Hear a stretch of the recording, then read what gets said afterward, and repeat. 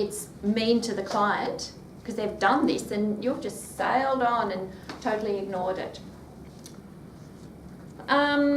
Self-help learning materials, I've put a few worksheets at the back, things like thought records. There's so many that you can give the client. Some clients love it.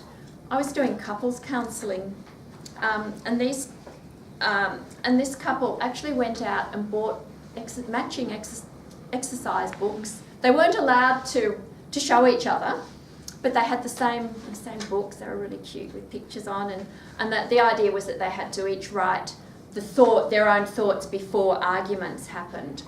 They loved it. They really enjoyed that, and then that would be the focus of the next session. You were thinking this and you were thinking that, and they'd never realised they were actually thinking. Their arguments were driven by completely opposite thoughts. Graded task assignment, just break an activity down into subtasks. So have you ever looked at something and thought, my God, that is overwhelming, I don't think I'll even start? But if you do one step at a time, probably your assignments. Yeah, see, I'm a mind reader too.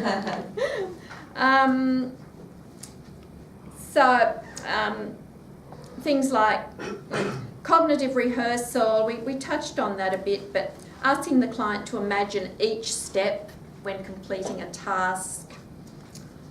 Role playing, another handy technique, also good in group therapy, but role playing to perhaps elicit automatic thoughts, negative automatic thoughts. Also for clients to reality test some of their thoughts, and part of assertiveness training. So as you can see, many interventions, depends on the client, their presenting issue, what you think they're capable of, when they're capable of it. So there's just endless ways that you can work with a client, and that's another reason why it's so popular. You're not trapped into one specific, I will do this with you. Having said that, be careful you don't trap yourself into that. If something works really well with a client, don't automatically think it's going to work with other clients. And that is a trap for therapists who get a favourite, sending clients off with a thought record because the therapist likes it. It's collaboration with the client. Okay, monitoring. So measuring, page 21. Yay. Measuring client improvement. Important part of evidence-based modalities. So monitoring is essential. It also makes the client feel good if they can actually see progress, which means that you have to be selective when you do the monitoring, because if you feel they're not progressing, the converse side is they'll feel awful if they're going backwards. A simple one is what we call SUD, Subjective Units of Distress Scale. Client rates their level of anxiety or panic on a scale of 0 to 10 or 0 to 100. Or you can use standardised measures. So if you're working with someone with depression, you might get them to complete the Beck Depression Inventory at the very start. It's only 9 or 10 questions at various stages and at the end, so that there is a measurable, this is what's happening. So the DAS inventory, the short one, the 21, just to get for both you and the client to get an idea of what's happening. If you use the DAS, measures depression, anxiety, stress, you might find, working really well on depression, but the client's stress scores have gone up.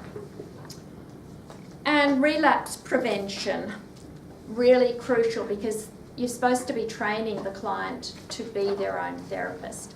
So they have to have ways of avoiding relapse, especially when faced with a client. So 3 common types of experience that lead to relapse.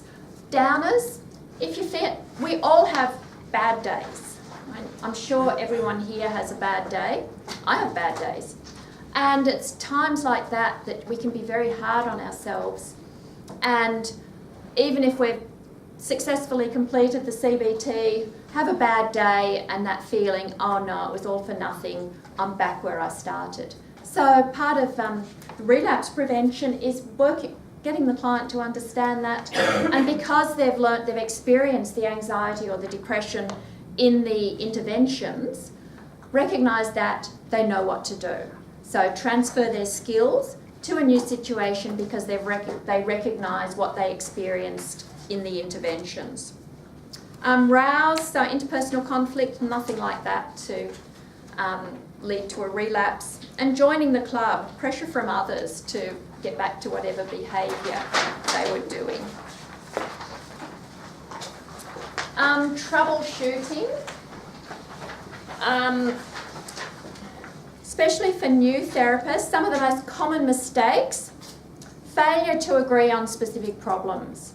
So what you feel is right, the client may agree, or you might spend 3 sessions just trying to decide what to work on. Selection of peripheral problem to attack rather than a central concern. So again, that might be that the client is just not ready, or you haven't explained the central concern. And tendency to skip from problem to problem across sessions rather than persistently seeking a satisfactory solution. And the classic presenting case of this is the client who turns up every week with a new drama and says, actually I want to work on this because this was really bad this week. And you can fall into the trap of going, okay, we'll work on that, and then next week, no, I want to work on this because this was even worse. And that means that you haven't done your formulation in a way that the client understands what's going on. Or you may have done it and the client doesn't want to understand and is trying to divert things. Lack of progress, problems in the working alliance. If the client is really struggling to feel your support, feel your empathy, it won't work. You have to have established that relationship. Therapeutic bond is too good. You become good friends and it just ends up being supportive listening, and you don't want to challenge them or get them thinking about anything unpleasant. So it ends up with 10, 12 sessions of supportive listening, not CBT. Therapist lacks general therapeutic skills and therefore doesn't establish the bond, or they lack CBT specific skills. Client believes change isn't possible. Perhaps they've presented for counselling because they've been given an ultimatum. Someone said to them, you get therapy. They don't believe it's going to work, they're just going through the motions, but they haven't told you that. Similar, client has doubts about therapy but doesn't disclose it. Client thinks intellectual insight is sufficient. And I have had, the case that comes to mind with me was a client who, we went through all the, this is your formulation, this is the theory. And she goes, I get it. I know exactly what I can do now because cognitively she thought she had it. But I don't know where she is now. But I don't mean that as nastily as I said, but no, we all, I guess it's a bit like we grasp something intellectually and think we understand, and it's never that simple. Client not prepared to work for change, and client really doesn't want discomfort. All right, so what I've given you is all the underpinnings of CBT in a really crash course. How does that fit in with group therapy, which a lot of you will be doing? So both you and the client need to have a basic understanding of cognitive therapy. Oh, sorry, page 23. We'll start off. First of all, often clients move from individual therapy to group therapy. Very common practice. And the aim is to refine what they learnt in the individual therapy. Sometimes clients just start off with group therapy. But what groups do is that they provide a safe environment that's like the real world, where the client can start putting into practice everything that you've been working on, the experiments. The focus is on applying the skills that they've learnt in that group. Benefits, cost effective. we know that. What you would expect, each member benefits from hearing about other members. Members are able to identify cognitive distortions in a safe environment as they talk with each other. Sense of belonging, conditional beliefs rise to surface, allow identification. Learn problem-solving techniques before they get out into the world. Social modelling and learning, both from the group facilitator. So the facilitator is literally modelling CBT skills throughout the sessions. And its approximation of society. Important knowledge and ability to conduct individual CBT sessions underpins group therapy. So you need an understanding of what CBT is all about, what it's aiming to achieve. Steps Therapeutic Alliance, we're back to that. The group leader, and a lot of work for group leaders. Ideally you've got two. And empathy, sensitivity and technical competence. Some groups are some groups are support groups. That's just talking. I keep saying just. Support groups, really important. Often they're open-ended, they just go on, people can come and go, play a really important role. CBT groups have a focus. We're going to do this, often they're closed, same people work through. So the group leader has to really get the dynamics going, show empathy, keep an eye on everyone as they're going, and have technical competence. Cognitive conceptualisation of cases, so that will depend on what the group is for. In the back I've put some examples of the things that are covered in the group therapy, Mossman, Sydney Clinic, just to give you, and you can go through that in your own time. But however you, whatever you do will depend on the sort of group you're doing. But the leader needs to be active. You don't just sit back. It's quite an active, contributing group role. Interact with members and help them frame their conclusions and form testable hypotheses again. Some group features, agenda, feedback, goal setting, homework, even with group work. Often you send them home with homework and then come back, discuss it. Socratic questioning, and the clients use that amongst themselves. So this diagram, you've got the client in the middle. So the client is actively working and benefiting from the group. And then all the way, going round and round, you've got whatever the task is. So CBT and whatever the group are there for. You've got the group leader, fundamental. You've got the client, other clients' involvement, and the process. So how clients react and the dynamics. So the leader is keeping track of all this, making sure that it doesn't get out of hand and making sure that whatever goals are being met. CBT groups, try and avoid random self-disclosure. It's not an individual therapy group. So while some things maybe it is relevant for certain things, you don't want a life-changing self-disclosure in the CBT group, because that, one, it can derail it, and two, the group is not set up to deal with that. Emotional confrontation among group members. So that have to keep a firm eye, not so much control, but you have to always be aware if there's conflict, how the dynamics are going, and work around it, prevent it. And straying into deeply effective expressions in the absence of a strategy or technique. So, as I said, I've just given you some examples of groups from all around Australia, just to give you an idea of the sorts of things that they cover in their CBT groups. So there is no one format for CBT groups. All you know is that they will be using CBT techniques, which we've gone through in great detail. The I get Mossman Private Hospital. Anyone going there? If you look at the last paragraph, the sessions follow the same structure every time. So review of homework, crucial. Presentation of topic A, whatever that may be. Exercise related to topic A, conducted individually, in pairs or in groups. Break. Presentation of topic B. Exercise related to topic B.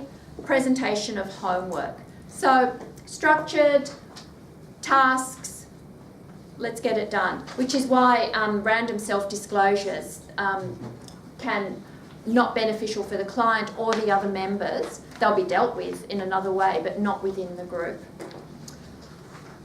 1 o'clock. Yeah. I'm not saying that for me. I'm saying because I haven't conducted this particular group before. My timing was, let's hope for the best. Have you covered everything? But pretty good. Have you covered everything? Yeah. I've covered everything. Yeah. The only thing, as I said, we didn't get round to doing the exercise with the Socratic questioning, but I figure you've all, so far in your counselling course, that you're welcome to stay and use some of the rooms to do that, or you can probably get out into the sunshine. Any questions? Any problems? Do you all love CBT now? Yes. Guys, before everybody goes, can we all show our appreciation to Vicky? Vicky, thank you very much for coming. My appreciation to you, you've been great. Considering it's January and you're supposed to be on holiday. I mean, I'm at work anyway, so that makes no difference where I do mine, but you're on holiday. So thank you so much. Before everyone goes, guys, I'm just going to hand out some CBT workshop evaluation forms. So they're confidential, no need to put the name on them, and just leave them on that table on the way out, please.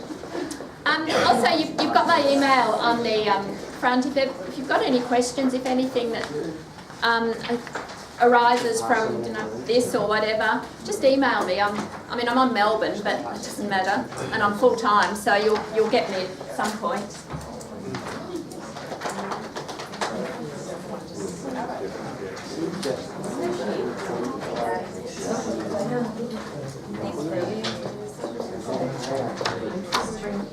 I would love to read a section on mindfulness.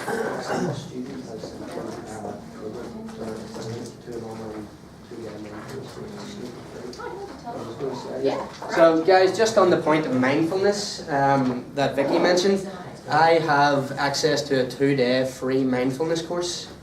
So I will send you guys all the details. So from the list of attendance, I'll send you all the link to that mindfulness course. It's 2 days, it's online, it's free, and you get professional development certificate at the end. You can put on your resume, and it'll definitely help you with placement. So can you send it to me? To you also? Yeah. Okay. So yes, you'll all get that email from me today. Thank you.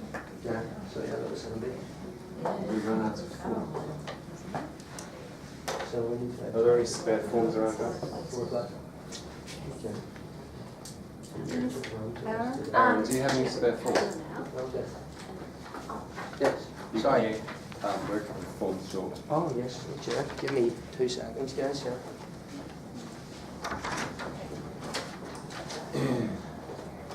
Vicky, what's the topic of your PhD? Sorry.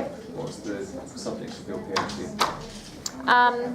I was looking at subjective wellbeing and stigma amongst people with HIV Oh. in Australia and US. And then, so that was the quant part. And then as, because there's still a lot of stigma, as the sort of strategy part, I then interviewed quite a few in Australia in regards to the role of animals in a stigmatised.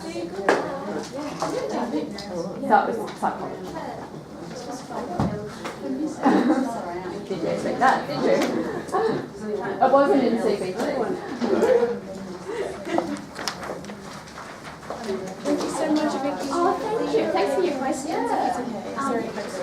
Because it's not a counter-intuitive to say you've got to experience. You're in on Thursday? I'll see you then.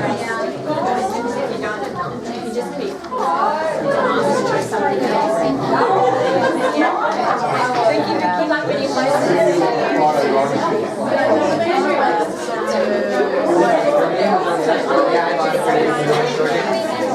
Have you got a form?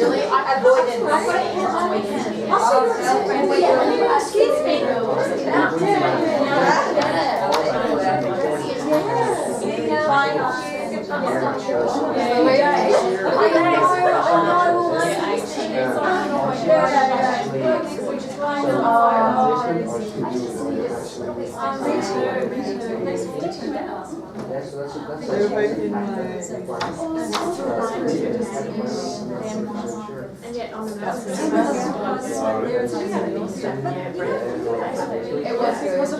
took all the kind of tension out.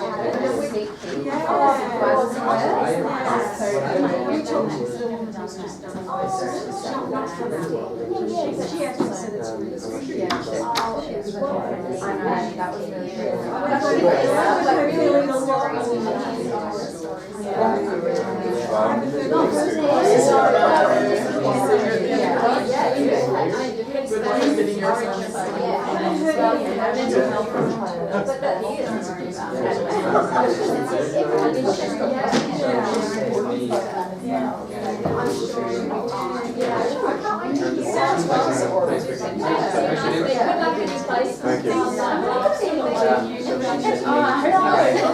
Yeah, well, that's the main thing, I think.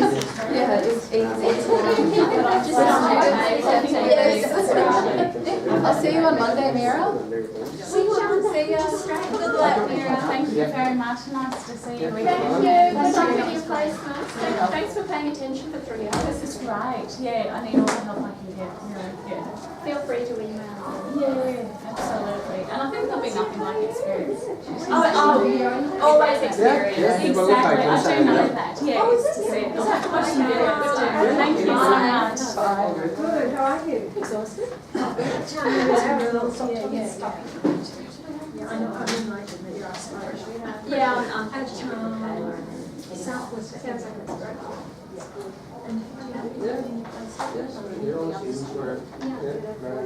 Yeah, given them something concrete. Wonderful. I think that, there is a need for Oh, that's CBT. Oh, wonderful. That's Because always good. at this point,